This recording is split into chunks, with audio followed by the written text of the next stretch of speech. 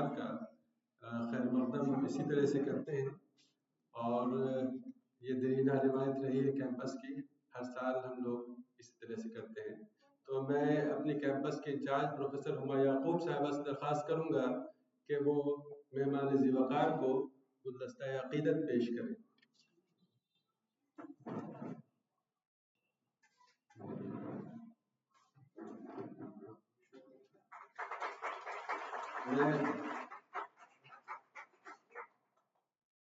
मैं कैंपस के इंचार्ज साहबा से दोबारा दरख्वास्त करूँगा कि सर को एक मोमेंटो पेश किया जाए। सर, ये मोमेंटो हमारी मोहब्बत, एहतराम और शुक्रिया की एक छोटी सी अलामत है।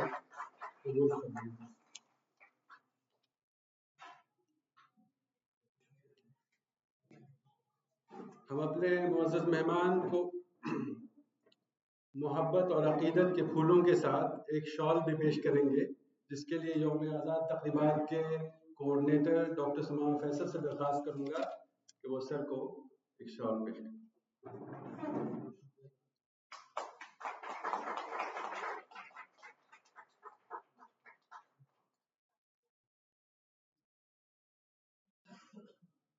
तमाम हज़रात का शुक्रिया। माशाअल्लाह, हर साल की तरह आज भी यौम आज़ाद और कौमी यौम तालीम के इस हसीन महफिल में बड़ी तादाद में अमायदीन शहर और नुखबगान इल्म व अदब और तलबा व तालबात तशरीफ़ फरमा है। जो ज़र्रा जिस जगह है वहीं आफ्ताब है और महफिल में सरवर तकी साहब और असातिज़ा किराम यहाँ पर मौजूद हैं।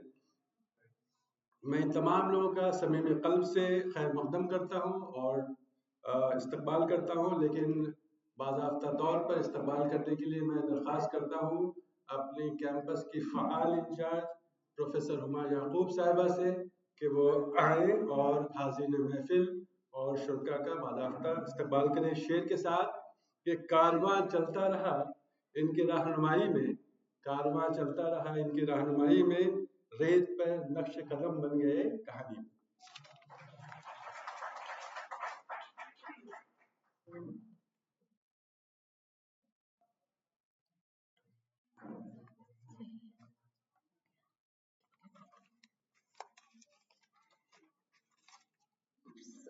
शुक्रिया सरफराज साहब। सबसे पहले मैं आज के हमारे मुअज़्ज़ज़ स्पीकर प्रोफेसर फरीदी साहब का और हमारे इस प्रोग्राम आज़ाद डे तकरीबात के कोऑर्डिनेटर डॉक्टर सुमामा फैसल साहब और हमारे कन्वीनर डॉक्टर सरफराज अहमद ख़ान और मेरे तमाम कलीग्स जो हमारे ऑडिटोरियम में बैठे हुए हैं और तमाम जो दीगर यूनिवर्सिटीज़ और कॉलेजेस से जो स्टूडेंट्स आए हुए हैं और हमारे अपने मानू लखनऊ कैंपस के स्टूडेंट्स और सदर तकी साहब जो मेहमान और भी मौजूद मेहमान हमारे इस प्रोग्राम में आए हुए हैं, सबको अस्सलाम वालेकुम और सबका मैं तहे दिल से इस्तकबाल करती हूँ। खुसूसी तौर पर प्रोफेसर फरीदी साहब का मैं अपने मानू लखनऊ कैंपस की तरफ से हमारे तमाम टीचर्स और स्टूडेंट्स की तरफ से उनका तहे दिल से इस्तकबाल करती हूँ कि वो अपने बेहद ही बिजी शेड्यूल में से उन्होंने टाइम निकाला और वो हमारे इस प्रोग्राम में आए और अभी थोड़ी देर के बाद हम उनके जो है उनकी तकरीर सुनेंगे और जाहिर सी बात है उनकी बातों से हम लोग इस्तिफादा उठाएंगे। तो सबसे पहले मैं जो है वो मौलाना आज़ाद जो हम लोग आज़ाद डे मना रहे हैं, ये जाहिर सी बात है कि मौलाना आज़ाद को हमारी तरफ से खिराज अक़ीदत है और उनके यौम पैदाइश पर हम अपने यूनिवर्सिटी की हमारी जो रिवायत रही है और जिस तरह से हम गुज़िश्ता सालों में भी आज़ाद डे मनाते आए हैं, तो इस बार भी तमाम आज़ाद डे के मौके पर हम लोगों ने वेरियस कॉम्पिटिशन्स हम लोगों ने ऑर्गेनाइज करे थे और जिसमें कि बैतबाजी कॉम्पिटिशन था और स्पीच कॉम्पिटिशन और पोस्टर मेकिंग कॉम्पिटिशन। तो ये सिलसिला लगभग हमारा पूरे एक वीक का हमारा ये रहा और इसमें तमाम बच्चे जिन्होंने जीत हासिल करी उनको अभी प्रोग्राम के आगे के हिस्से में उनको प्राइज डिस्ट्रीब्यूशन भी करा जाएगा। तो हम आज उस अजीम शख्सियत को याद कर रहे हैं जो बहुत ही एक कहना चाहिए कि एक रेयर टाइप का एक जेम ऑफ अ पर्सन। और अल्लामा इकबाल के इस शेर से मैं उनको याद करती हूँ कि हजारों साल नरगिस अपनी बेनूरी पे रोती है, हजारों साल नरगिस अपनी बेनूरी पे रोती है, बड़ी मुश्किल से होता है चमन में दीदावर पैदा।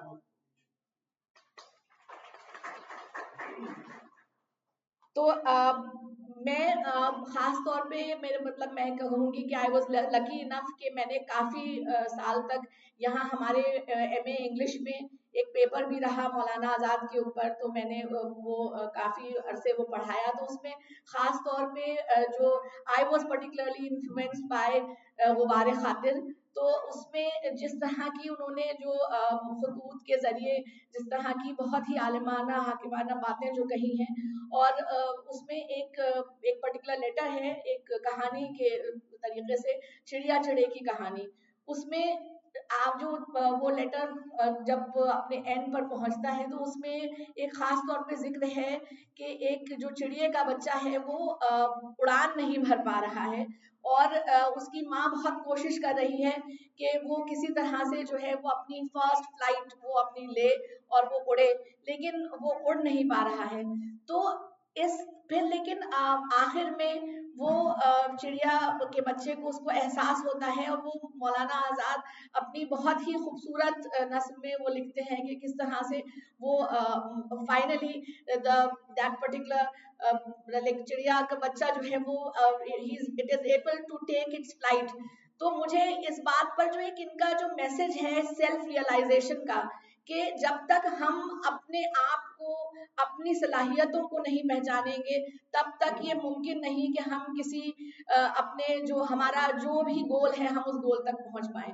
तो उस गोल तक पहुंचने के लिए या किसी मकाम तक पहुंचने के लिए सबसे ज्यादा जरूरी है दूसरे क्या कहते हैं, हम उनकी बात को कितना समझते हैं, वो हमको गाइड कर सकते हैं, लेकिन आखिर में हमारी अपनी खुद की जिम्मेदारी होती है कि हम जब अपनी सलाहियत को नहीं पहचानेंगे तब तक हमारे लिए किसी मकाम तक पहुंचना बहुत मुश्किल है। और इसी तरह का आइडिया मुझे जो है वो अल्लामा इकबाल के एक और शेर में मुझे मिला, तो वो शेर भी मैं पढ़ना चाहूंगी इस वक्त कि उकाबी रूह जब बेदार होती है जवानों में, उकाबी रूह जब बेदार होती है जवानों में, नजर आती है उनको अपनी मंजिल आसमानों में।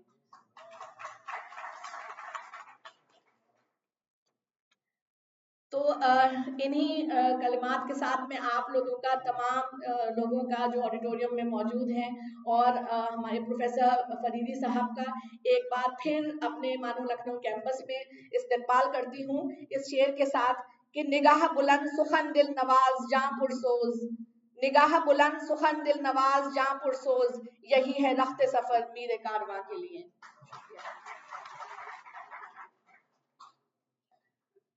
बहुत शुक्रिया प्रोफेसर हुमा याकूब साहब, आपके इस्तक़बालिया कलमात ने वाकई दिल को छू लिए।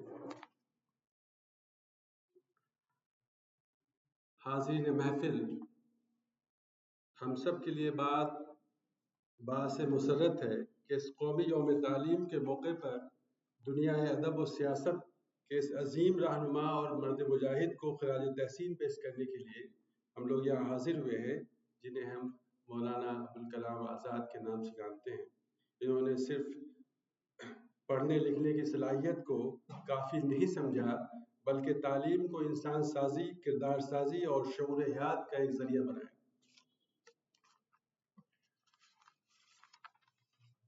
और यही आज के इस तौसीह खुतबे का मौजू है, यानी ख्वानदगी से मावरा तालीम, मौलाना आज़ाद की बसीरत का इदराक, एजुकेशन बियॉन्ड लिटरेसी, अंडरस्टैंडिंग मौलाना आज़ाद विज़न। मौलाना आज़ाद के नज़दीक तालीम का मकसद सिर्फ किताबी इल्म हासिल करना नहीं, बल्कि ज़िंदगी को बेहतर और बामकसद बनाना था। वो समझते थे कि अगर तालीम इंसान को फ़िक्र, अखलाक और ज़िम्मेदारी का एहसास नहीं देती है तो वो महज ख़वानदगी है, तालीम नहीं। इनकी बसीरत ने इस बात को नुमाया किया कि लिटरेसी के बाद असल ज़रूरत फ़िक्र नज़र की वुसअत, अखलाकी बुलंदी और समाजी ज़िम्मेदारी की है। इनके नज़दीक तालीम सिर्फ किताबों का अमल नहीं बल्कि किरदार साजी का अमल है।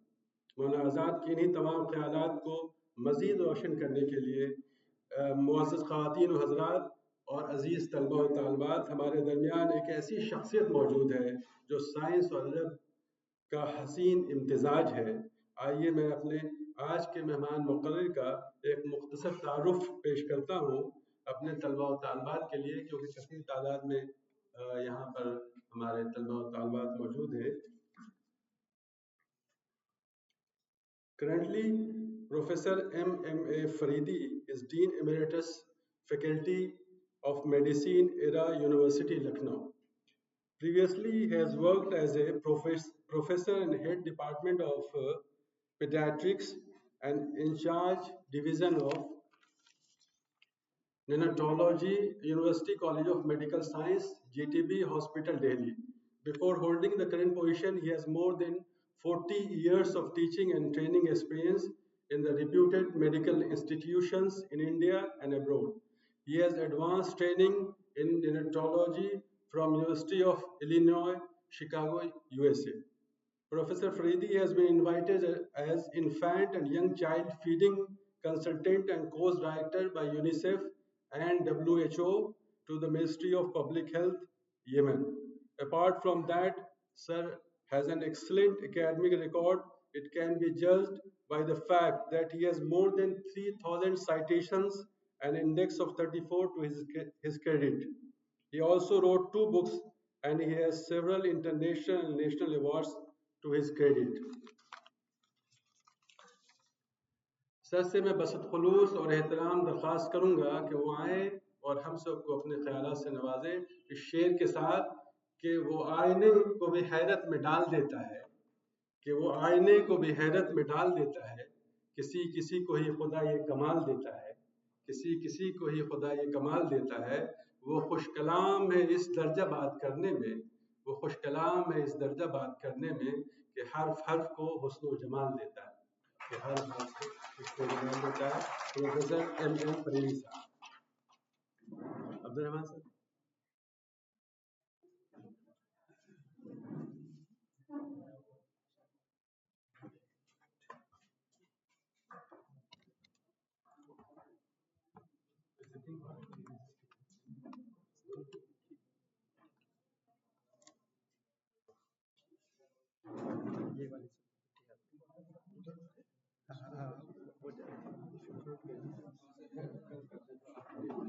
मुझे यहाँ से दिख जाए, उधर देखने को लोग नजर आ रहा है।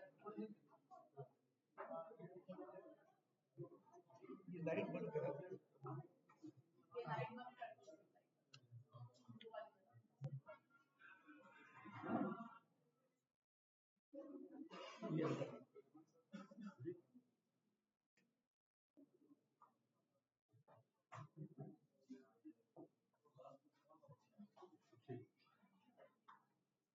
बहुत शुक्रिया जनाब। अस्सलाम वालेकुम।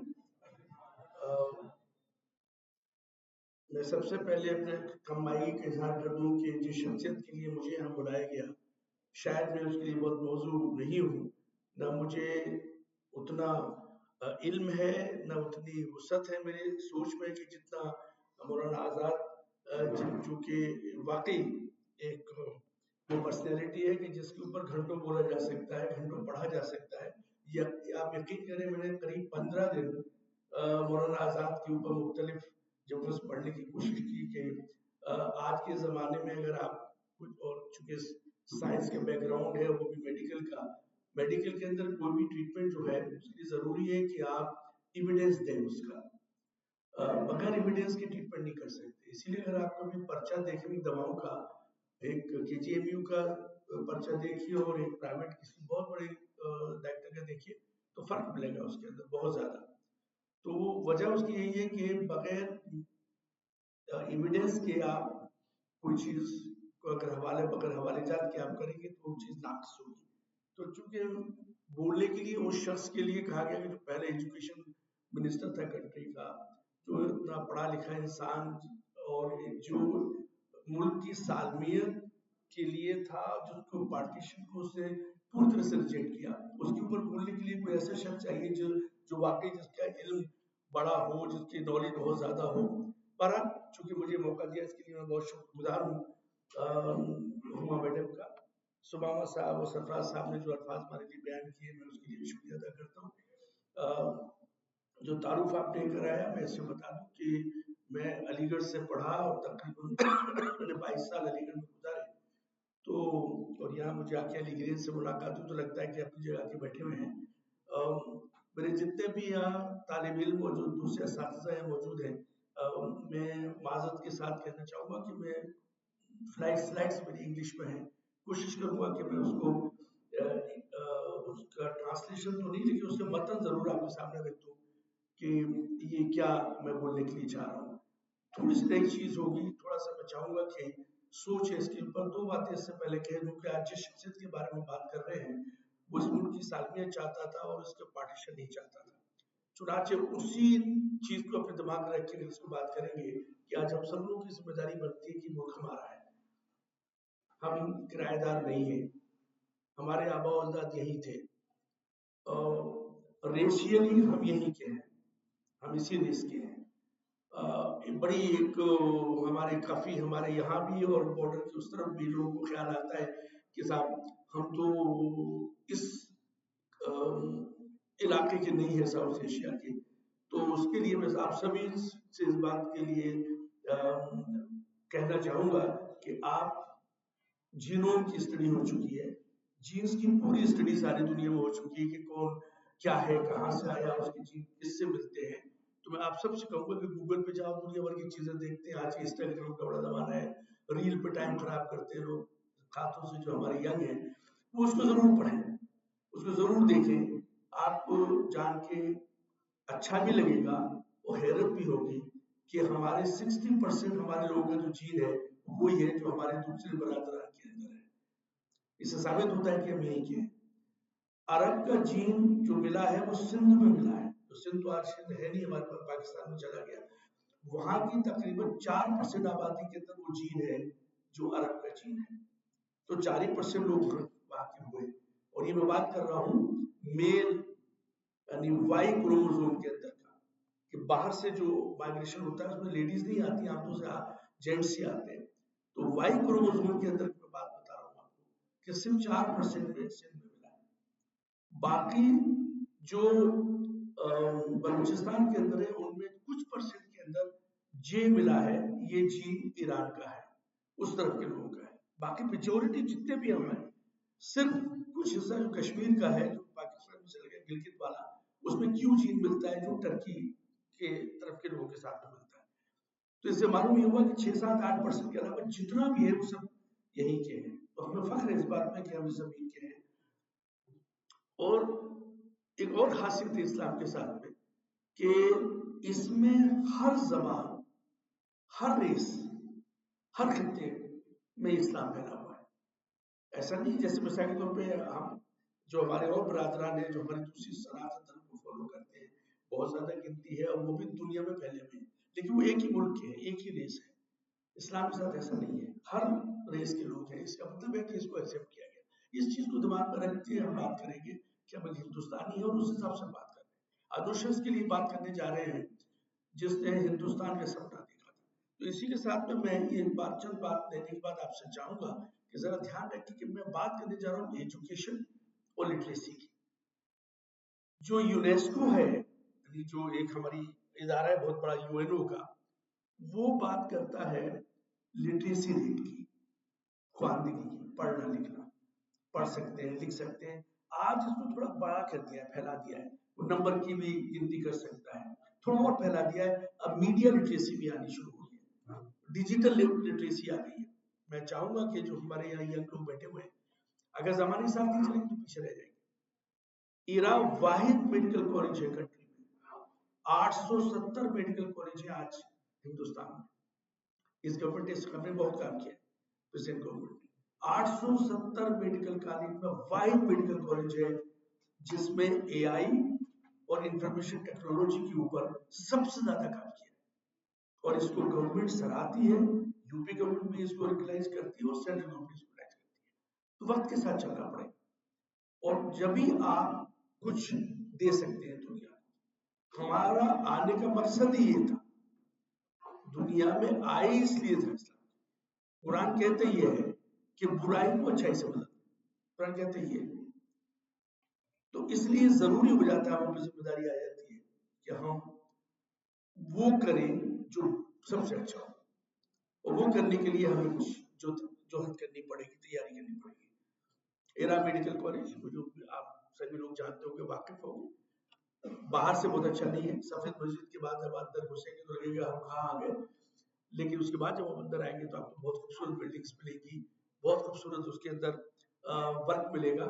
और आपको ये भी मैं बता दूं, थोड़ी सी पोस्टिंग है, हिंदुस्तान में सिर्फ 3.5% मेडिकल कॉलेजेस ऐसे हैं जो 100 से ज्यादा पब्लिकेशन करते हैं, रिसर्च पब्लिकेशन करते हैं।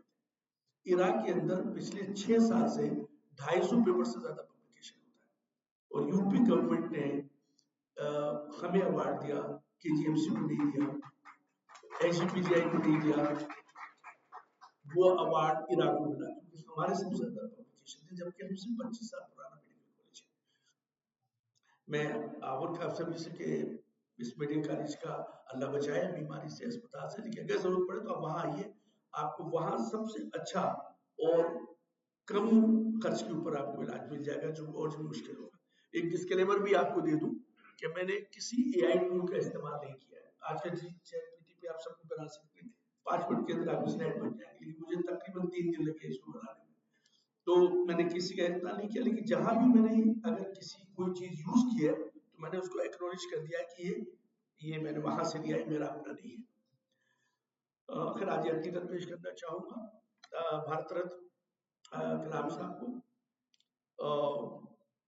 उनके लिए जो भी आप एडजेक्टिव यूज करें, जो अल्फाज यूज करें, वो कम होंगे, लेकिन मैं ये बताना चाहूंगा कि आज का बड़ा मुतबर्रिक दिन है कि आज हम एजुकेशन डे मना रहे हैं, लिटरेसी डे नहीं मना रहे। एक जबान का डे मनाया जाता है जो 1952 में यूएनओ ने माना था, वो बंगला जबान के लिए था। बांग्लादेश में जो जबान है, इसमें एजुकेशन हुआ, जिसके बेसिस पर अलग हुआ, तो एक दुनिया में लैंग्वेज डे भी मनाया जाता है। हम अपने मुल्क के अंदर एजुकेशन डे मना रहे हैं, और मैं बात करूंगा कि एजुकेशन है क्या चीज, व्हाट इज एजुकेशन। एजुकेशन बहुत गौर से समझने की बात है, एक ही लफ्ज इसके इम्पोर्टेंट है। एजुकेशन नाउन नहीं है, ये वर्ब है। क्या कहते हैं, education is a process to bring about a desired change in an individual. ये डिजायर्ड चेंज बहुत इंपॉर्टेंट है। 12th पास करता है बच्चा, तो कुछ लोग इंजीनियरिंग में चले जाते हैं, कुछ डॉक्टर में चले जाते हैं, कुछ लॉयर लॉ पढ़ने लगते हैं, और सबका कोर्स तकरीबन 5 साल का है। जब 5 साल वो बाहर निकलते हैं तो ये डॉक्टर बन जाता है, वो लॉयर बन जाता है, वो कंप्यूटर इंजीनियर बन जाता है। तो ये कैसे चेंज हो गया? सबने तो 12वां पास किया था, सबने 5 साल खर्च किए, लेकिन जो प्रोसेस थी उनकी ट्रेनिंग की वो अलग थी। तो ये प्रोसेस बहुत इंपॉर्टेंट है। आप देखेंगे कि BMW में बैठ के जा रहा है, ये लखनऊ आगरा हाईवे के ऊपर, टोल के बाद आपने देखा कि वो गाड़ी खड़ी हुई है रास्ते में, अपने बच्चे को वो वहां पेशाब करवा रहा है, जबकि रास्ते के अंदर 2 मिलते हैं, तो जो रेस्ट हाउस में मिलते हैं और वहां पर फूड कोर्ट भी है, वहां पेशाब करवा रहा है। हमने क्या सीख बच्चे को दी? वो 2 साल 3 साल का बच्चा था, सीख क्या दी? इसी तरह आप देखेंगे कि वो लेस का उसने वो जो पैकेट था खा के उसके रेपर थे, तो खिड़की खोली बाहर फेंक दिया रोड के ऊपर। आपको बहुत सी उसमें मिल जाएगी कि बोतल पड़ी हुई है पानी की, तो वो तो भाई इतने बड़े हैं, तो भाई इतनी बड़ी महंगी गाड़ी है, तो पढ़े लिखे भी होंगे, पढ़े लिखे होंगे, लेकिन वो उन्होंने बोतल फेंक दी नीचे, थूक दिया जहां दिल आया वहां पर। आप देख लीजिए हमारे मोहल्लों की क्या हालत है। आप देखिए जो भी मैं नाम किसी का नहीं लूंगा, मैं भी अक्सर जाता हूँ खास में खाने के लिए निहारी वगैरह, तो आप देख लीजिए टेबल के नीचे क्या होगा, हड्डी भी पड़ी होगी और वो सब दुनिया अच्छे से पड़ी होगी। बस यही फर्क है लिटरेसी में और एजुकेशन। एक डिजायर्ड चेंज इज इम्पोर्टेंट। हम क्या चाहते हैं उसके अंदर लाना चेंज, तो वो चेंज के लिए वो सब कुछ बदल देता है। और लिटरेसी क्या है? Ability to read, write and use numbers with understanding. हालांकि अब इसके स्कोप को बड़ा किया जा रहा है क्योंकि जरूरत आ रही है उसकी। डिजिटल लिटरेसी भी आ गई, मीडिया लिटरेसी भी आ गई, बड़ा इंपॉर्टेंट है आज के बच्चों के लिए, बहुत जरूरी है, बहुत जरूरी है। और हम पर लाजमी भी हो जाता है उसका। आज डिजिटल लिटरेसी की बात की जा रही है, मीडिया लिटरेसी की बात की जा रही है, लेकिन ये जरूरी है हमारे लिए जानना। कुरान के अंदर साफ लिखा हुआ है कि तुम्हारे पास भी जब खबर आए तो तस्दीक कर लो पहले, उसके बाद आगे हो।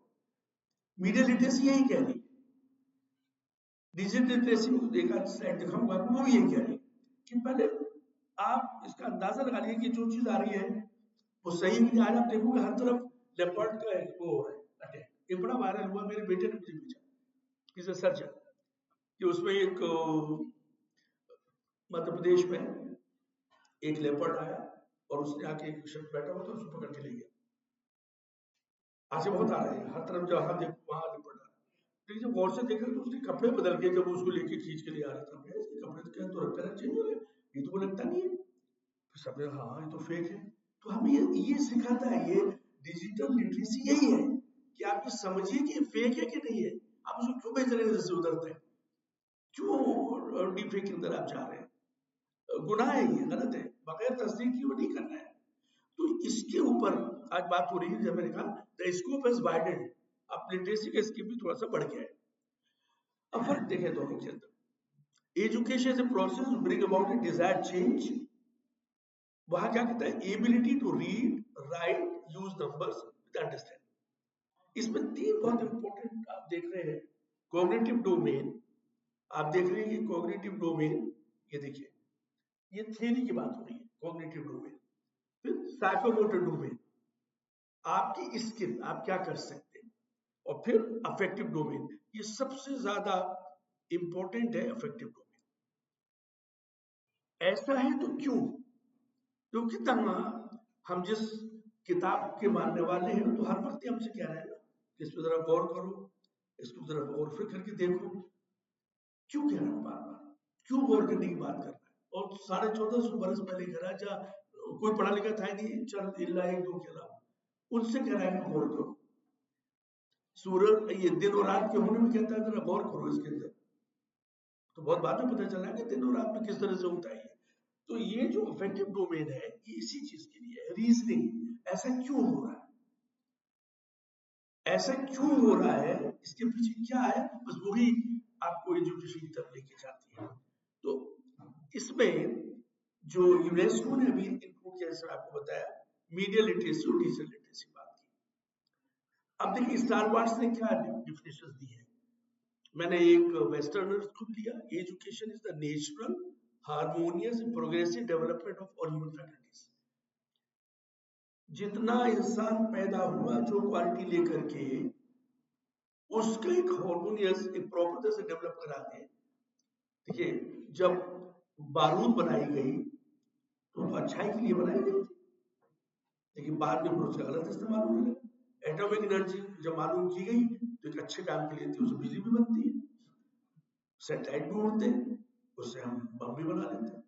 तो इसका इस्तेमाल कैसा करेंगे, तो इसका प्रॉपर डेवलपमेंट किस तरह से हो, डिजायर्ड चेंज, उसका ह्यूमन वैल्यूज हो, उसके लिए ये उसने डेफिनेशन दी। गांधी जी ने क्या कहा, education is drawing out best in body mind and spirit. Zakir Hussain साहब ने क्या कहा मरहूम ने, education is the process of individual mind reaching it's fullest development. Ultimately बात ये पड़ी कि वो दिल से होगा, खाली पढ़ने लिखने से बात नहीं बनेगी, जाकिर साहब ने कहा।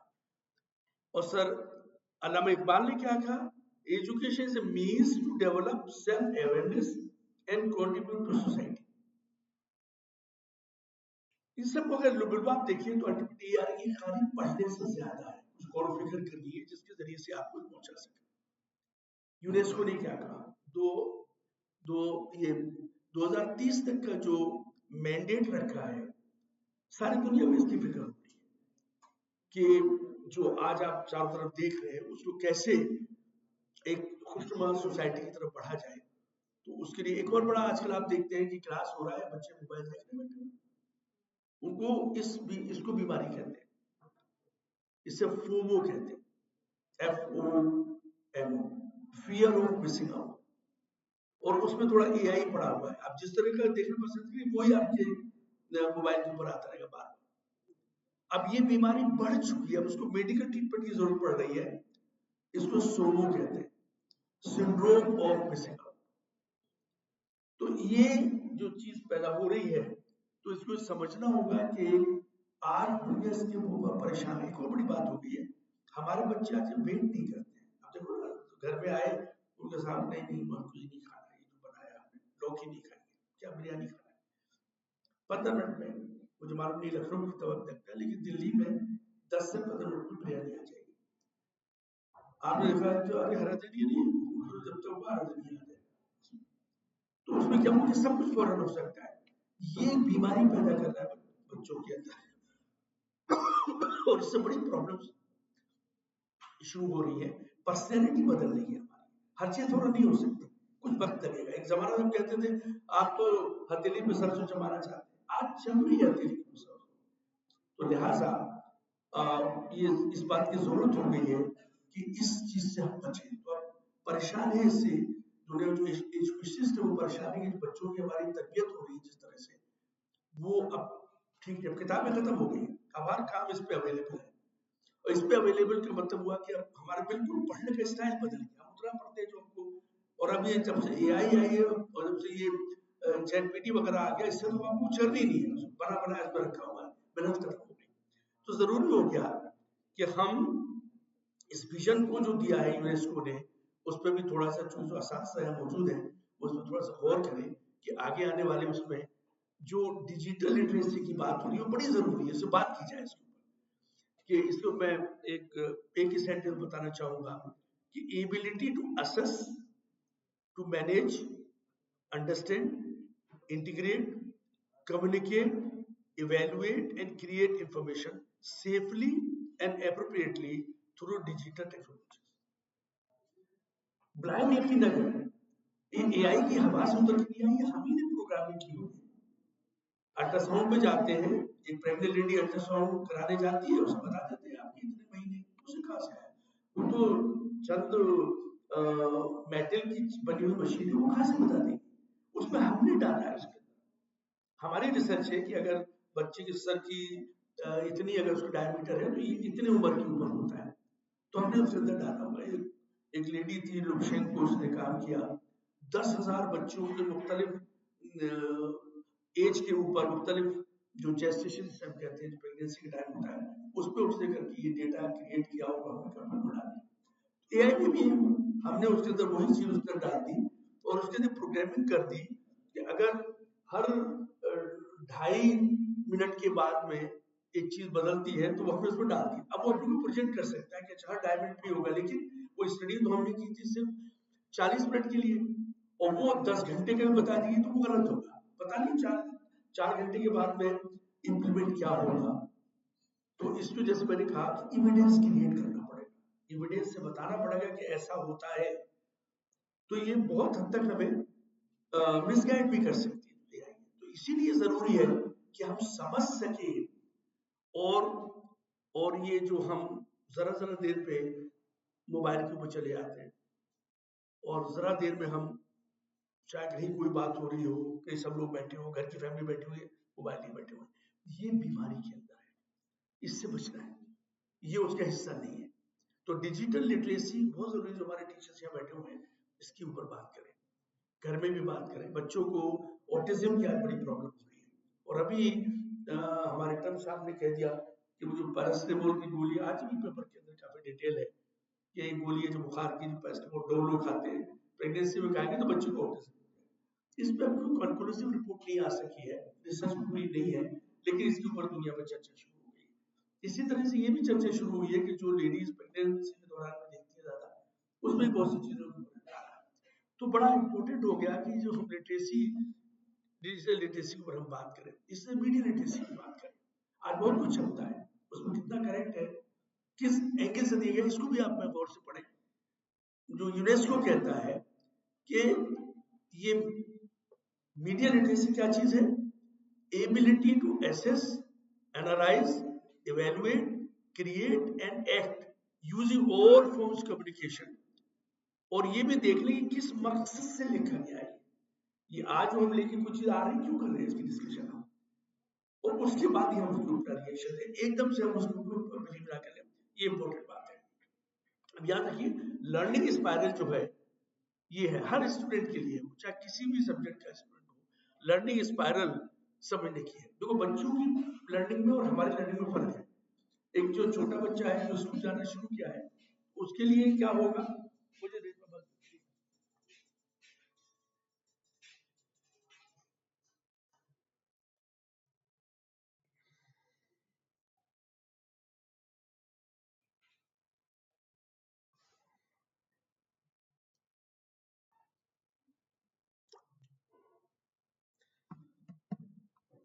छोटे बच्चे जो स्कूल जाते हैं, आप देखिए वहां बच्चे को आप लाख बताने की कोशिश करिए कि नहीं बेटा इसको ऐसे करो तो अच्छा होगा, कि नहीं मैडम ने तो ऐसे बताया, बस जो मैडम ने कह दिया उसके लिए फाइनल लिखा हुआ है। लेकिन ये बात बड़ों के साथ नहीं होगी, क्योंकि उनको पहले से थोड़ी नॉलेज है। आप देखिए अगर कंप्यूटर में या अपने मोबाइल में आप कोई चीज अगर डालना चाहते हैं प्रोग्राम में, तो पुराना प्रोग्राम निकालना पड़ता है ना, और अगर नहीं है तो कहते हैं रीस्टार्ट करो उसको, पुराना निकल गया नया आ गया।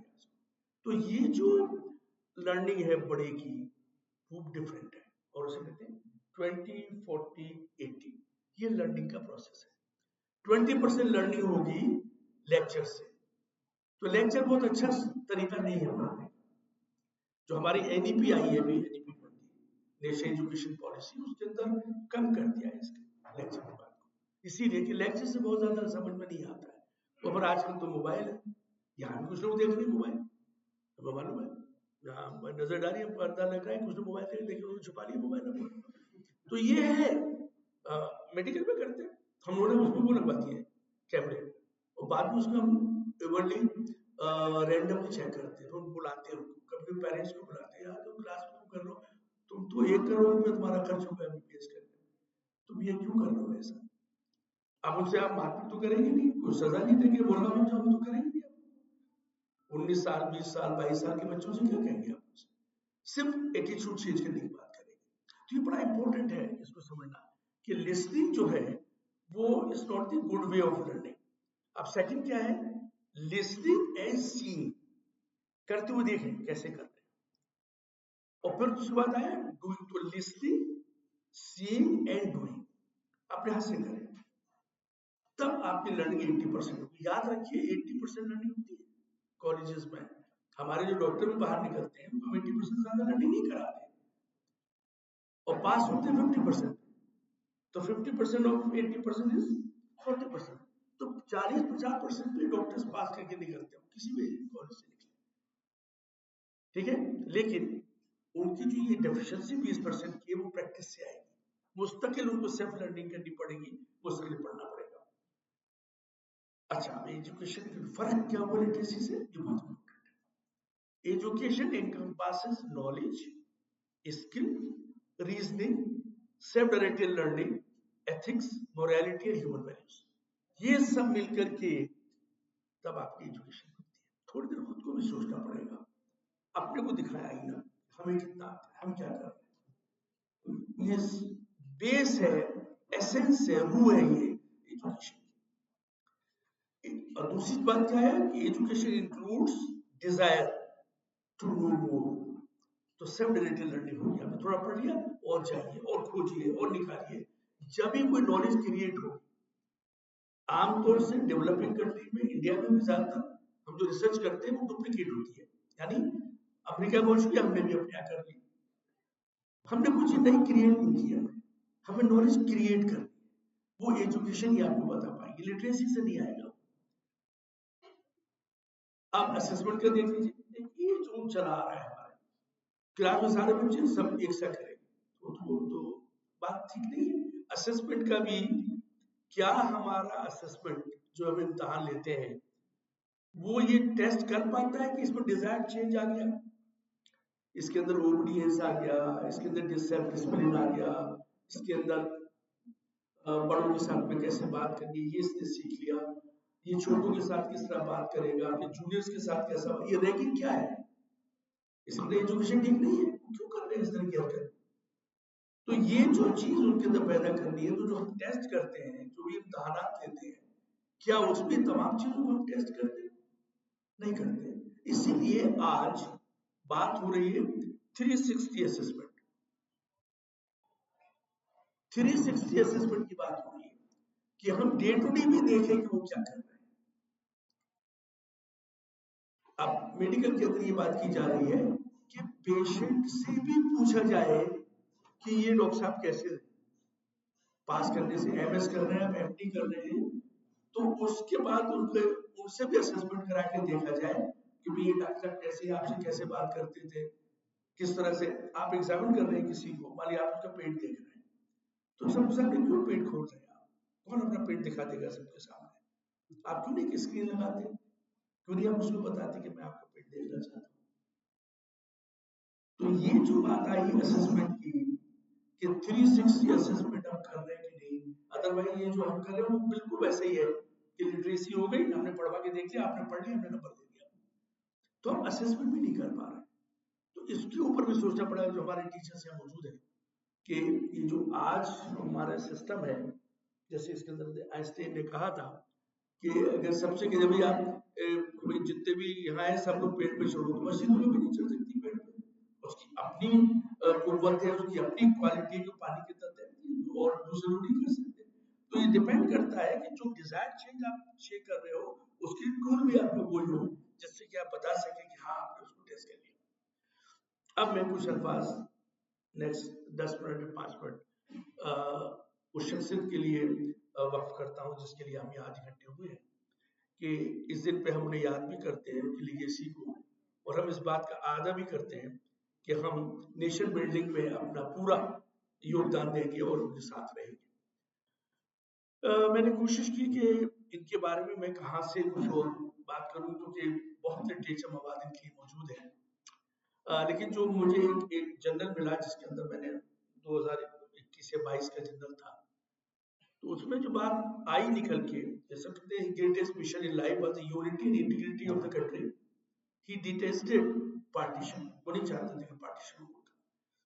ये बड़ा खुल के उन्होंने कहा इस बात के लिए, और हमारी कंट्री ने इस बात को रिकॉग्नाइज किया, और आज हम उनके बर्थडे को एजुकेशन डे के नाम से, नेशन डे के नाम से मनाते हैं। इस बात का हमने ये इकरार किया, हमने माना इस बात को कि उनका बड़ा कॉन्ट्रीब्यूशन मुल्क के लिए है। ये जो जर्नल है जिसको मैं रेफर कर रहा था, वो जर्नल का नाम है international journal of creative research and thoughts.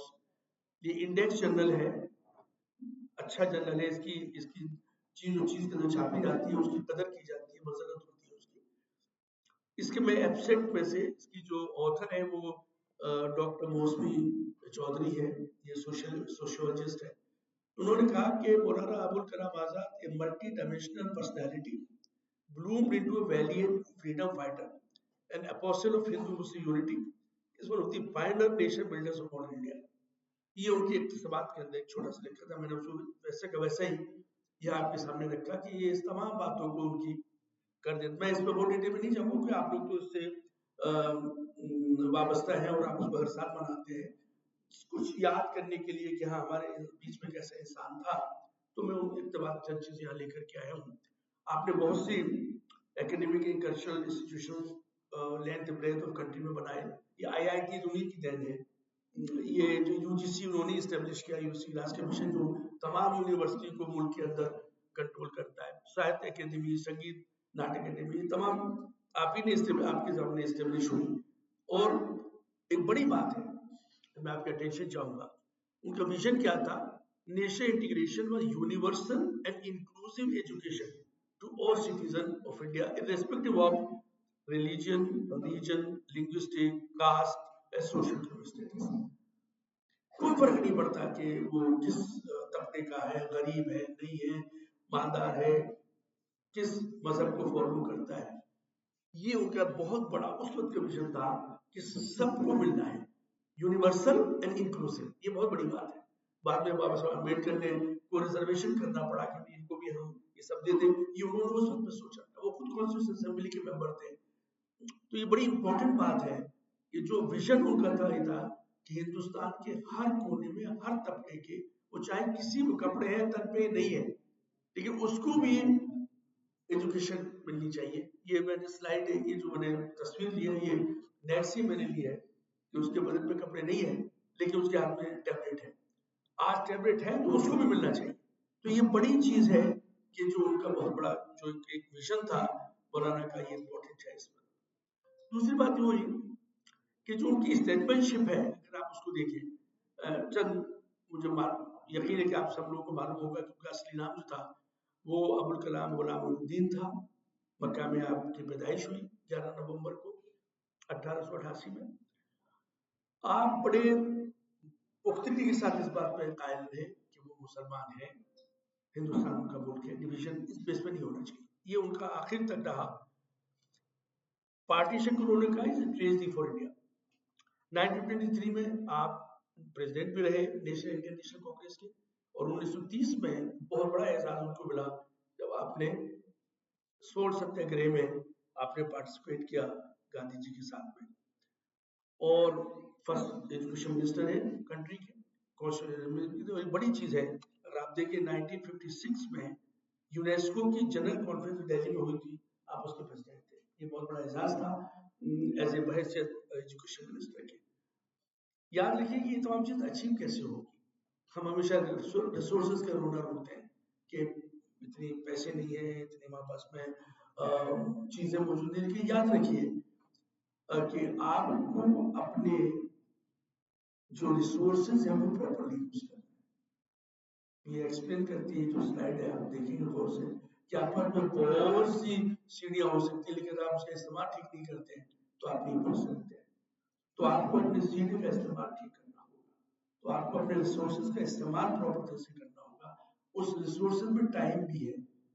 मैं आप तमाम लोगों से, जो यंग लोग यहाँ बैठे हुए हैं, आज हमारा काफी वक्त, सब अपना इस बार क्या मुहासबा करके देखें कि हम अपना वक्त कितना मोबाइल पे गुजारते हैं। Please think for a moment, नमाज पढ़ने के बाद बैठिए और सोचिए इसको कि हमने कितना वक्त मोबाइल पर खर्च किया है।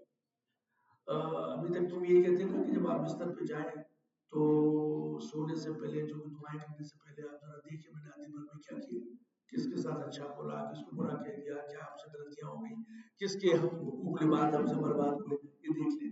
लेकिन उसके साथ ये भी सोचे, आप उस वक्त तो मोबाइल था नहीं, तो ये भी सोचिए आज हमने वक्त कितना खर्च किया है। आप देखेंगे कि काफी वक्त हम खर्च करते हैं। और जो टॉपर्स हैं, जो नीट में टॉप करते हैं, जेई में टॉप करते हैं, सिविल सर्विसेज में IAS IPS में टॉप करते हैं, आप जब उनसे बातचीत कीजिए तो बताएगा कि मुश्किल से 10 मिनट मोबाइल देखते थे। ये फर्क है। तो ये हमें देखना होगा इस बात को कि हम अपने रिसोर्सेज में, टाइम सबसे बड़ा रिसोर्स है, इस टाइम को हमें बर्बाद नहीं करना।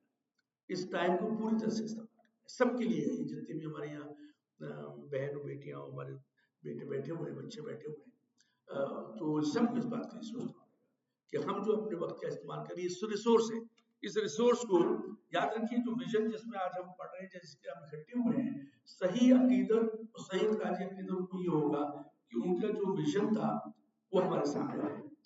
हम मुल्क, देखिए आप अपनी फैमिली का हिस्सा है, आप अच्छे बनेंगे तो फैमिली को फायदा होगा, फैमिली को फख्र होगा आपके ऊपर कि हमारा बच्चा PCS बन गया, डॉक्टर बन गया, इंजीनियर बन गया, नासा में चला गया, साइंटिस्ट है। लेकिन याद रखिए कि आप कौम के लिए भी है और मुल्क के लिए भी है। इससे आप कटे हुए नहीं है, उसका आप इसका हिस्सा है।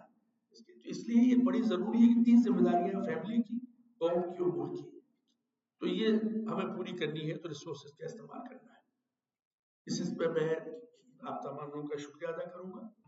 और we remember Maulana Azad's legacy and reiterate his vision for the prosperous, unified and educated India. Thank you very much.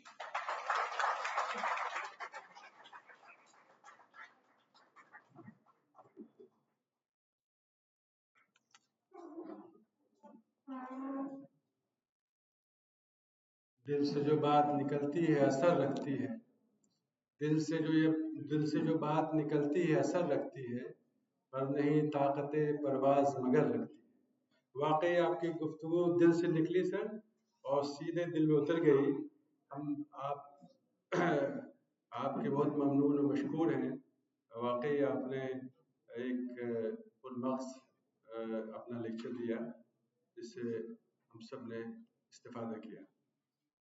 अब मैं शोबा उर्दू के उस्ताद डॉक्टर उमैर मंजर साहब से दरख्वास्त करूँगा कि वो आएँ और यौम आज़ाद मुसाबक़ात के विनर्स का ऐलान करें और एक रिपोर्ट पेश करें मौलाना रूम के शेर के साथ कि बनुमाए रुख के बाग गुलिस्तानम आरज़ूस्त बेगुशाए लब कि कंद फरावा न मारजूस्त उमैर मुंतसर।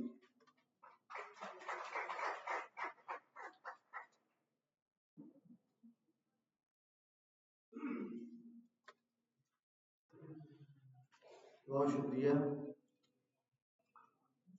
प्रोफेसर फरीदी साहब, प्रोफेसर हुमायूं याकूब साहब, डॉक्टर सलाम फैसल साहब, डॉक्टर सरफराज साहब, रफ़ाकार और अजीज तलबा तलबात, हम बहुत पाबंदी के साथ यौम आज़ाद की तक़रीबात का एहतमाम करते हैं और मुख्तलिफ प्रोग्राम होते हैं जिसमें हमारे तलबा हिस्सा लेते हैं, बल्कि लखनऊ के बेशतर तालीमी इदारों को हम मदऊ करते हैं और इन मुकाबलों में हिस्सा लेते हैं।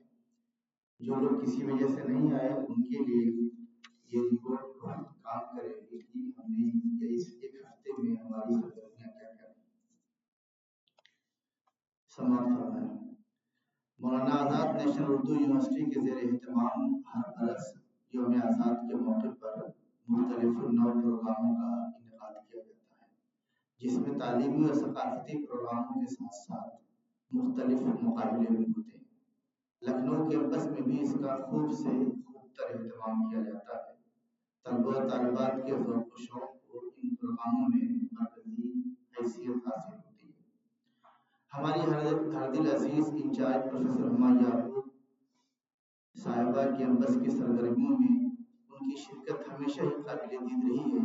इसी सबब उनके तमाम रफ़ाकार और कैंपस के तलबा और तालिबात उन्हें हदिया तबरीक पेश करते हैं और उनकी सेहत व सलामती के लिए दुआ करूँ। इस बरस अगरचे इम्तिहान की तारीखों का ऐलान हो चुका था, बल्कि कुछ पर्चे शुरू भी हो चुके हैं, मगर इसके बावजूद हमारे तलबा ने दोनों महाजों पर अपनी सरगर्मियों का दायरा वसी कर दिया। इम्तिहान की तैयारियों और प्रोग्राम के तई उनकी दिलचस्पियों ने कैंपस की फ़ज़ा को खुशगवार रखा। ये जो कुछ रंगो कैफ आज सेमिनार हॉल और उसके आसपास में नजर आ रहा है, ये इन्हीं की दिलचस्पियों और शौक का आईनादान है। हम अपने बच्चों के इस जज्बे पर उन्हें मुबारकबाद देते हैं और साथ ही शाबाशी भी पेश करते हैं। यौम आज़ाद तक़रीबात के कोऑर्डिनेटर डॉक्टर सलमान फैसल और कन्वीनर डॉक्टर सरफराज अहमद खान का जिक्र नागुज़ीर है, जिन्होंने यौम आज़ाद के प्रोग्राम को बेहतर से बेहतर बनाने के लिए एक मुनज़्ज़म लाहे-अमल तरतीब दिया। ये हज़रात बजा तौर पर मुबारकबाद के मुस्तहिक़ हैं। आज़ाद तक़रीबात का आगाज़ 6 नवंबर को मौलाना अबुल कलाम आज़ाद की किताबों और उनसे मुतल्लिक़ दीगर किताबों की नुमाइश से हुआ। ख्वाजा मोइनुद्दीन चिश्ती लैंग्वेज यूनिवर्सिटी के आर्ट्स फैकल्टी के डीन और शोबे उर्दू के सदर प्रोफेसर सोबान सईद ने किताबों की नुमाइश का एहतमाम करते हुए इसे एक खुशगवार इल्मी रवायत करार दिया और कहा कि दुनिया मौलाना आज़ाद के कारनामों को फरामोश नहीं कर सकती। प्रोफेसर सोबान सईद ने मौलाना आज़ाद के तसव्वुर तहज़ीब और सकाफ़त को समझने पर खास तौर से जोर दिया। उन्होंने तलबा को एक पैगाम ये भी दिया कि मौलाना आज़ाद से मुतल्लिक़ नुमाइश शुदा किताबें ज़रूर पढ़ें। उन्होंने ये भी कहा था कि यह मुताला तलबा के लिए फ़ायदेमंद होगा और उनकी शख्सियत को निखारने में मददगार साबित होगा। कैंपस की इंचार्ज प्रोफेसर हुमायूं याकूब साहिबा ने इस मौके पर इज़हार ख्याल करते हुए कहा था कि मौलाना आज़ाद हमारे लिए एक तहरीक की हैसियत रखते हैं। आज़ाद हिंदुस्तान में उलूम व फ़नून की तरक्की और उसके फ़रोग़ के लिए मौलाना आज़ाद का लाहे-अमल और अमली इक़दाम का कोई जवाब नहीं। उन्होंने कहा कि मुताले आज़ाद से मुतल्लिक़ किताबों की नुमाइश दरअसल तलबा को उलूम व फ़नून की इस अज़ीम शख्सियत से करीब करना है। डॉक्टर इशरत नाहिद ने इस प्रोग्राम की निज़ामत फरमाई और डॉक्टर ज़ीशान हैदर ने शुक्रिया के कलिमात अदा किए। 16 नवंबर को ही दोपहर बाद तकरीरी मुकाबला हिंदुस्तान का जदीद तालीमी निज़ाम और मौलाना आज़ाद की खिदमत के मौजू पर हुआ, जिसमें मानू लखनऊ कैंपस के अलावा नदवतुल उलमा, मुमताज़ पीजी कॉलेज, माहद सैयदना बिलाल के तलबा ने मुकाबले में हिस्सा लिया। मुकाबले में पहली position Jamshed Farooqui, Mumtaz PG college, दूसरी पोजीशन कुलसूम परवीन, मानू लखनऊ कैंपस और तीसरी पोजीशन अर्श अहमद, माहद सैयदना बिलाल ने हासिल की। इस मुकाबले में doctor Shah Mohammad फायज, doctor Syed Mustafa Athar, doctor Adnan बिस्मिल्ला और डॉक्टर खुर्शीद अहमद भट्ट ने जज के फ़राइज़ अंजाम दिए। डॉक्टर रियाज अहमद गराई ने शुक्रिया अदा किया और निजामत का फरीज़ा डॉक्टर तालीम हैदर ने अंजाम दिया। 7 नवंबर को बैतबाजी का एहतमाम किया गया। बैतबाजी मुकाबले में लखनऊ के मुख्तलिफ कॉलेजों और मदारिस के तलबा और तालिबात की कुल 10 टीमों ने हिस्सा लिया। सैयदना बिलाल, मदरसा सैयदना बिलाल, अर्श अहमद और मोहम्मद तलहा की टीम ने पहली पोजीशन, दूसरी पोजीशन मुमताज पीजी कॉलेज, रजा अबरार, सना खान और तीसरी पोजीशन शिया पीजी कॉलेज अब्दुल रहमान मोहम्मद नुमान फरीद ने हासिल की। प्रोफेसर हुमा याकूब ने तमाम शरीक तलबा को मुबारकबाद पेश की और खासतौर पर पोजीशन हासिल करने वालों को बैतबाजी मुकाबले में जज के फ़राइज़ डॉक्टर नूर फातिमा, डॉक्टर अकबर अली बिलग्रामी, उमैर मंजर ने अंजाम दिए। डॉक्टर नूर अनवारुल हक ने शुक्रिया के कलमात अदा किए। शोबे उर्दू की रिसर्च स्कॉलर सादिया सहर ने बैतबाजी मुकाबले की निज़ामत की। 10 नवंबर को पोस्टर साजी का मुकाबला हुआ जिसमें मुमताज पीजी कॉलेज की इल्मा सिद्दीकी ने पहली पोजीशन हासिल की, जबकि कैंपस की तालिबा सनवर परवीन ने दूसरी पोजीशन। इस मुकाबले में डॉक्टर निखत फातिमा, डॉक्टर सैयद मुस्तफ़ा अतहर और मोहतरमा अजीज फातिमा ने जज के फ़राइज़ अंजाम दिए। आज़ाद तकरीबात को कामयाब बनाने के लिए कैंपस के तमाम असातिज़ा किराम को जिम्मेदारियां दी गई थी और हर बरस की तरह इस बार भी मुख्तलिफ कमेटियां तश्कील दी गई थी। इनकी मुश्तरका कोशिशों और सरगर्मी ने प्रोग्राम को बेहतर से बेहतर बनाने में अहम किरदार अदा किया।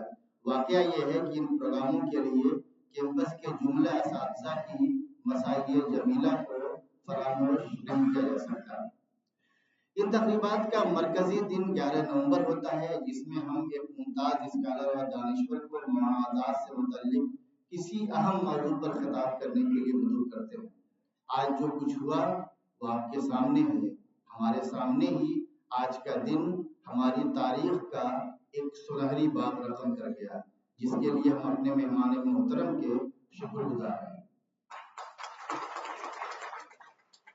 हमारे तालीमी कैलेंडर में आज का दिन इसलिए भी संग मील की हैसियत रखता है कि यह अगले 11 नवंबर तक इसी दिन का इल्मी वक़ार हमारे लिए इज्जत और इफ्तिखार का बाइस होगा। बहुत बहुत शुक्रिया।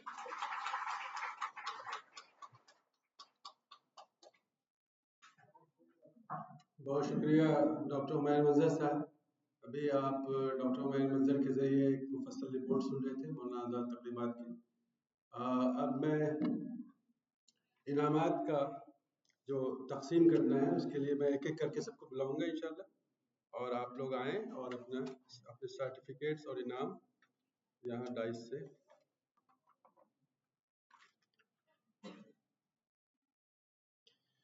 मुअज़्ज़िज़ ख़वातीन व हज़रात, अब वो लम्हा पहुँचा है जिसका हम सबको बेसब्री से इंतज़ार था। आइए अब हम इन बासलाहियत तलबा को स्टेज पे मदऊ करें जिन्होंने यौम आज़ाद मुसाबक़ात में अपनी कामयाबी का लौहा मनवाया। सबसे पहले मैं दावत देता हूँ तकरीरी मुकाबले में अव्वल मकाम हासिल करने वाले जमशेद फारूकी को, जिनका ताल्लुक़ मुमताज़ पीजी कॉलेज से लखनऊ से है, कि वो आएँ और हमारे आज के मेहमान ख़ुसूसी से मोमेंटो और सर्टिफिकेट हासिल करें।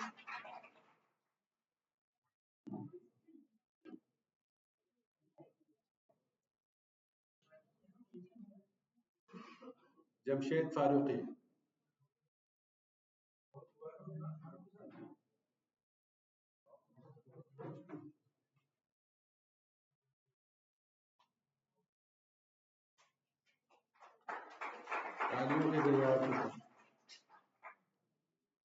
तकरीरी मुकाबले में दो मुकाम कुलसूम परवीन ने हासिल किया है। इनका ताल्लुक मानू लखनऊ कैंपस से है। कुलसूम परवीन मानू लखनऊ कैंपस बीए की ये। और तीसरा मकाम अर्श अहमद को मिला है, जिनका ताल्लुक मदरसा सैयदना बिलाल से है। अर्श अहमद, माशाअल्लाह। अब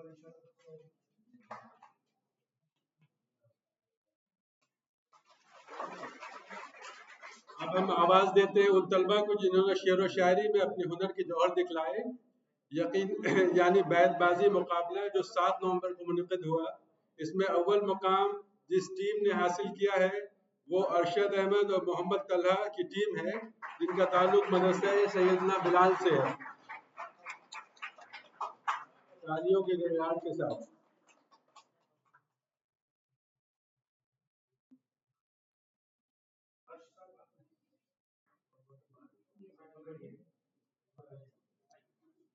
दूसरा मकाम इस बच्चे ने बहुत जबरदस्त बैटबाजी और शेर व शायरी तो लगता है इनके लिए एकदम बिल्कुल पानी की तरह है।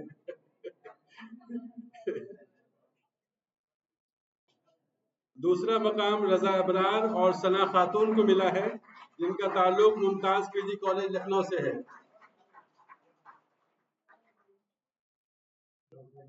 Mumtaz PG college, a huge round of applause.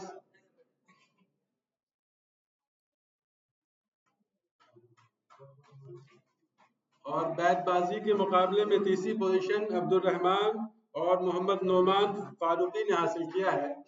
एक बार दोबारा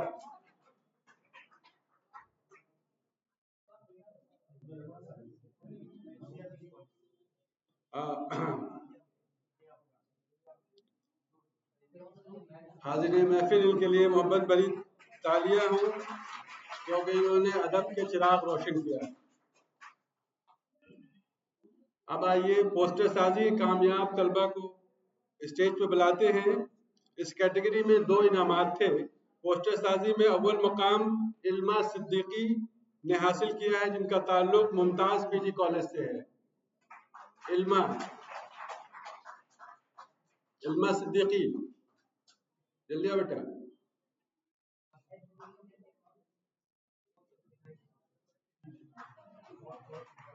और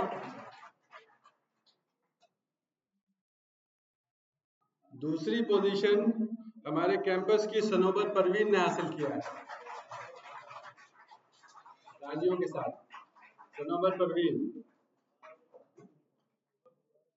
तमाम इनाम याफ्ता को मेरी तरफ से और मानूर लखनऊ कैंपस की तरफ से बहुत बहुत मुबारकबाद।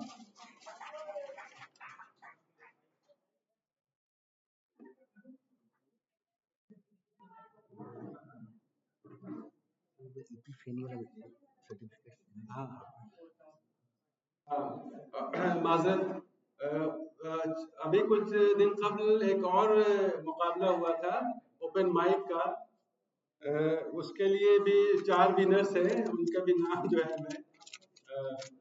मेरे जहन से निकल गया था। एपिफैनी ओपन माइक कंपटीशन,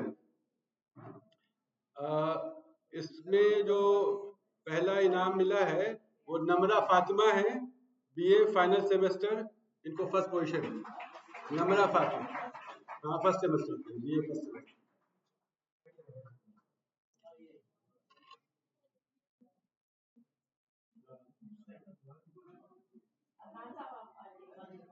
हाँ, इसके कोऑर्डिनेटर और कन्वीनर अदनान बिस्मिल्लाह, डॉक्टर अदनान बिस्मिल्लाह साहब हैं और डॉक्टर रियाज अहमद गनाई साहब, प्लीज।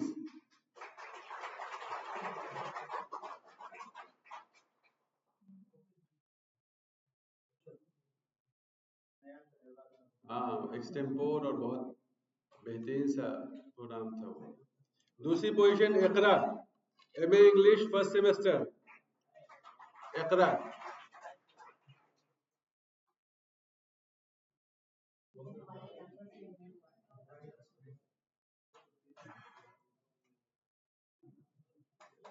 और तीसरी पोजीशन कंबाइंड है अरीबा वासे, बीए फर्स्ट सेमेस्टर, और मोहम्मद अशरफ अली, दोनों ने कंबाइंड ये तीसरी पोजीशन हासिल की है।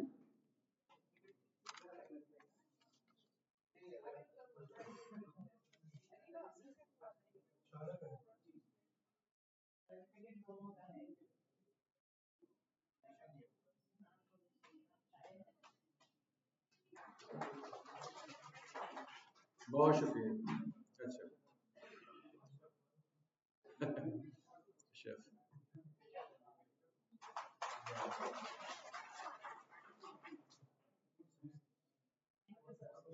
तमाम लोगों को ज़हमत के लिए शुक्रिया। अस्सलाम वालेकुम।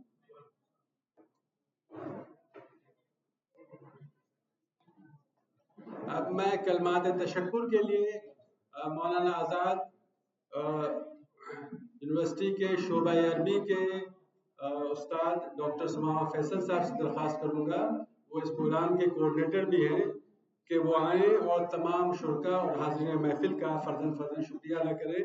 इस शेर के साथ के कौन सी बात कहाँ कैसे कही जाती है, ये सलीका हो तो हर बात सुनी जाती है।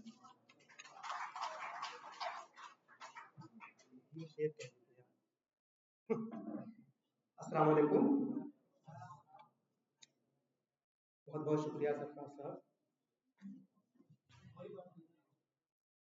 सबसे पहले तो मैं उस रब्बे जुल जलाल का शुक्र अदा करता हूँ कि जिसकी ताईद और तौफीक से यौम आज़ाद 2025 की तकरीबात जो 6 नवंबर 2025 को शुरू हुई थी, आज उसी तुमतुराक और उसी तुझको एहतशाम के साथ अपने अंजाम को पहुंची। हम मौलाना आज़ाद नेशनल उर्दू यूनिवर्सिटी के शेखुल जामिया प्रोफेसर ऐनुल हसन साहब के बेहद शुक्रगुजार हैं, जिनकी फ़आल क़यादत में न सिर्फ ये कि मुल्की सतह पर बल्कि आलमी सतह पर भी इस इदारे का मकाम बुलंद से बुलंदतर हुआ है और तदरीस से लेकर रिसर्च तक इस इदारे ने अपनी एक अलग पहचान बनाई है। और हर साल की तरह इस साल भी यूनिवर्सिटी के मुख्तलिफ कैंपसेस में यौम आज़ाद तकरीबात का एहतमाम किया गया है। हम अपने रजिस्ट्रार साहब प्रोफेसर इश्तियाक अहमद साहब की भी मशकूर हैं, जिनके ताउन की बदौलत इस किस्म के प्रोग्राम्स मुनक़िद करना हमारे लिए मुमकिन हो पाता है। मैं आज की तकरीब के रूह रवां और अपने मेहमान ज़ी वक़ार प्रोफेसर MMA फरीदी साहब का दिल की गहराइयों से शुक्र अदा करता हूँ, जिन्होंने हमें ये सआदत बख्शी, ये शरफ बख्शा, हमारी दावत को कबूल किया और हमारे कैंपस तशरीफ़ लाए और आज की इस तकरीब में अपना बसीरत अफरोज़ और मालूमात अफ़ज़ा लेक्चर पेश किया। सर ने अभी अपने लेक्चर में खानगी और तालीम के फ़र्क को बहुत ही खूबसूरती के साथ मिसालों के साथ वाज़ेह किया और तालीम के मुख्तलिफ पहलुओं पर रोशनी डाली। सर ने अपने पुरमख्स लेक्चर में तालीम और मौलाना आज़ाद की बसीरत से मुताल्लिक़ कई पहलुओं पर रोशनी डाली और बहुत से गोशों और ज़ावियों पर गुफ्तगू की। बहुत ही उम्दा लेक्चर था।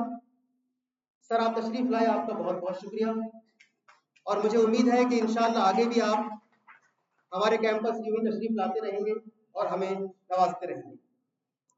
मैं ख्वाजा मोइनुद्दीन चिश्ती लैंग्वेजेस यूनिवर्सिटी की आर्ट्स फैकल्टी के डीन और शोबा उर्दू के सदर प्रोफेसर सोबान सईद साहब का भी शुक्रिया अदा करता हूँ, जो 6 नवंबर 2025 को हमारे कैंपस तशरीफ़ लाए और मौलाना आज़ाद से मुताल्लिक़ किताबों की नुमाइश का इफ्तिताह किया और यौम आज़ाद तकरीबात का इफ्तिताह किया।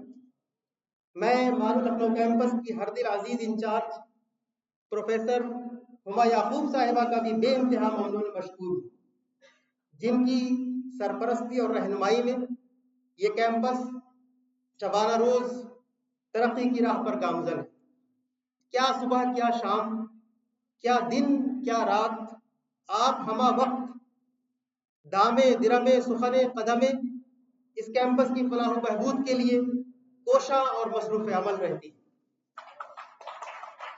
यौम आज़ाद तकरीबात 2025 के सिलसिले में भी रोज़े अव्वल से ही आप जिस कदर फिक्रमंद रहीं और इम्तिहानात का सिलसिला शुरू होने के बावजूद जिस पुख्ता अज़्म व इरादा, तवज्जो और एहतमाम के साथ आपने एक एक चीज़ को फॉलो अप किया। मैं समझता हूँ कि इसी का समरा था कि ये तकरीबात कामयाबी के साथ और बहुस्न खूबी आज अपने अंजाम को पहुँच सकी। मैं अपने रफ़ीक़ मुकर्रम और यौम आज़ाद तकरीबात के कन्वीनर और कप्तान डॉक्टर सरफराज अहमद खान का भी तहे दिल से मशकूर व ममनून हूँ, जिन्होंने अज़ अव्वल ता आखिर पूरी लगन, पूरे जज्बे और पूरी इखलास के साथ इन तकरीबात की कमान संभाली और उन्हें कामयाब बनाने में अपना अहम रोल अदा किया।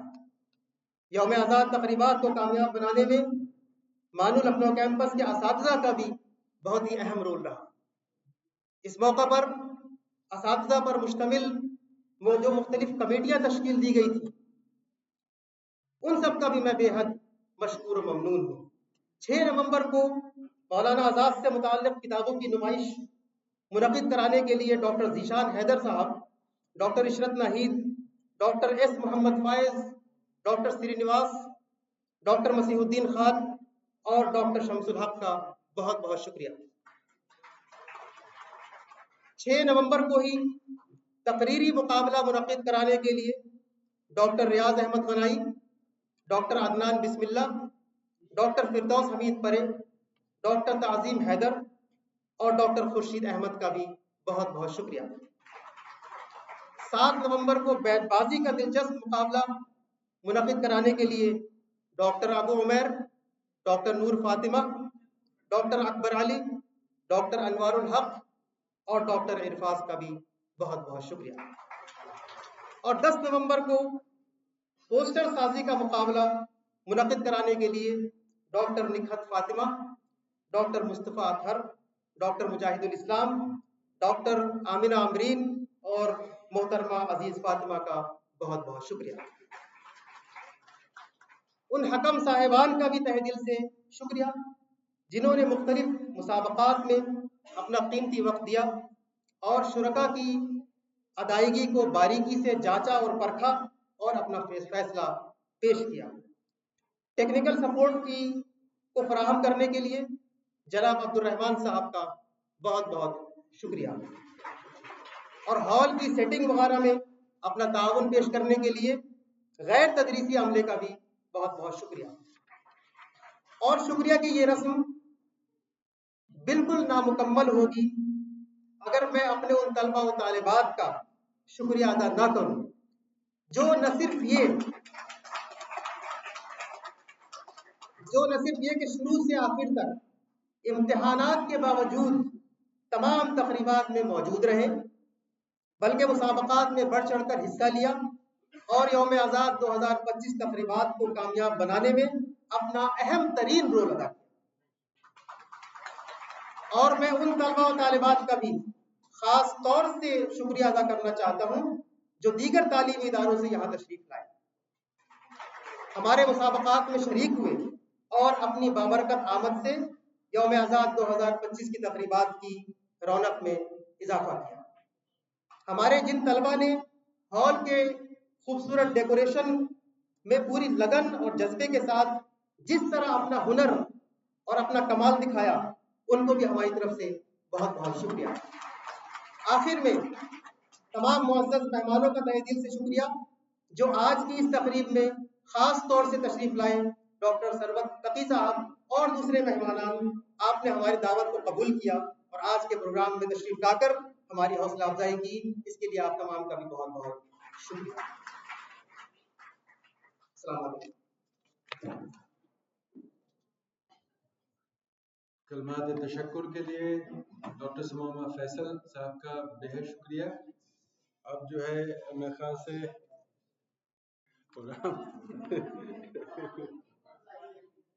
महफिल तो ख़त्म हो गई, असर बाकी है, ये सुखन, ये मोहब्बत का सफ़र बाकी है। इंशाअल्लाह अगले साल हम लोग फिर से एक मरतबा इसी मोहब्बत के सफ़र के साथ फिर से जो है यहीं पर 11 नवंबर को जमा होंगे। और अब मैं यूनिवर्सिटी तराना टीम से दरख्वास्त करूंगा कि वो आएँ और हमारी यूनिवर्सिटी का खूबसूरत तराना पेश करें, जिनके खालिक हमारे शेखुल जामिया इज़्ज़त-माब प्रोफेसर सैयद ऐनुल हसन साहब हैं। इसके बाद नेशनल एंथम होगा इंशाअल्लाह और तलबा और तालबात से गुजारिश है कि वो अपने नेशनल एंथम के बाद अपने सीट पे ही बैठे रहें, और असातिज़ा से गुजारिश है कि वो मेरे से खुर्दनोश के लिए इंचार्ज साहिबा कमरे में पहुँचे। तो सबसे पहले तराना टीम, उसके बाद नेशनल एंथम। हाँ, ये लोग करेंगे।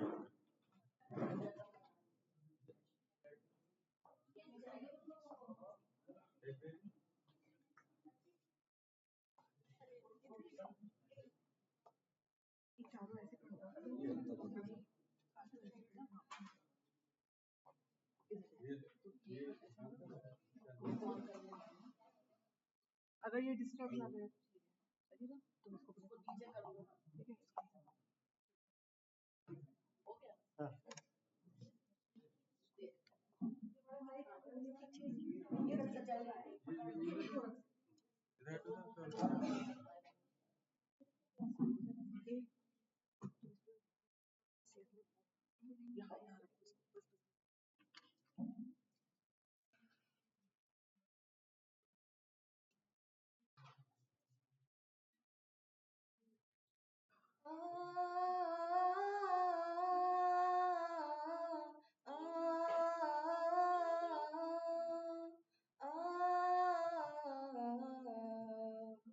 ये बाबे शहरे इल्म है उर्दू ज़बान का, ये बाबे शहरे इल्म है उर्दू ज़बान का।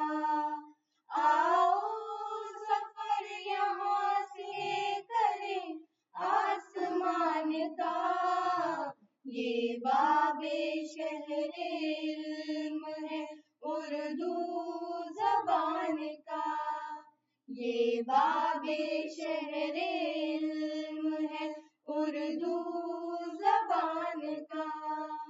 इल्मो कमाल फज़लो शियारो शऊर तक फैली है दिल नवाज महक दूर दूर तक, मिलता यहाँ निसाब है सारे जहान का, ये बाबे शहरे इल्म है उर्दू ज़बान का, ये बाबे शहरे इल्म है उर्दू ज़बान का।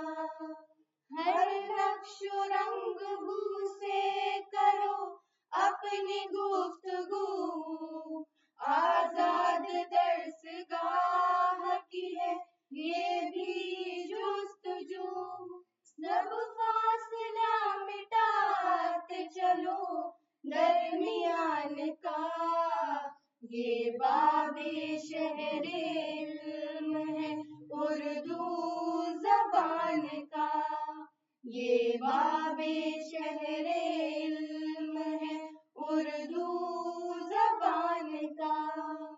ग़र्बो जुनूब से होके शर्क़ो वो शुमाल से, आगे बढ़ो ख़याल मिला दो ख़याल से, चर्चा हो कायनात में हिंदुस्तान का, ये बाबे शहरे इल्म है उर्दू ज़बान का, ये बाबे शहरे इल्म है उर्दू ज़बान का।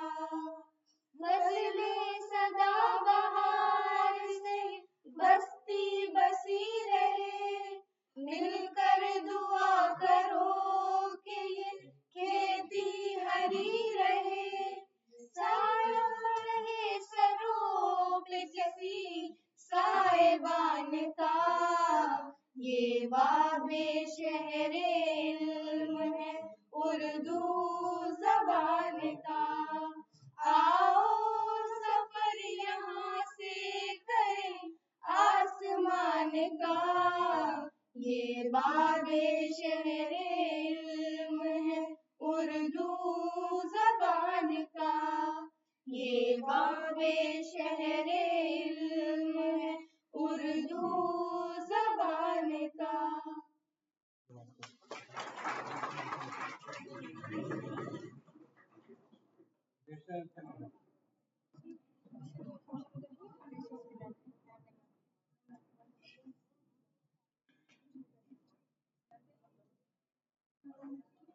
जनगण मन अधिनायक जय हे भारत भाग्य विधाता। पंजाब सिंध गुजरात मराठा द्राविड़ उत्कल बंग। विंध्य हिमाचल यमुना गंगा उच्चल जलधि तरंग। तब शुभ नामे जागे तब शुभ आशीष मांगे।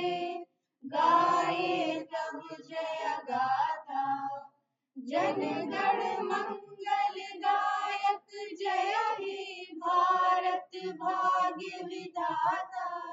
जय हे जय हे जय हे जय जय जय जय हे।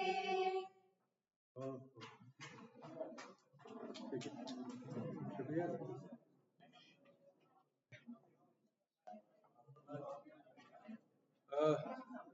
तलबा और तालबात से गुजारिश है कि वो अपने सीट पर बैठे रहें अभी फिलहाल, और असातिज़ा किराम से गुजारिश है कि वो इंचार्ज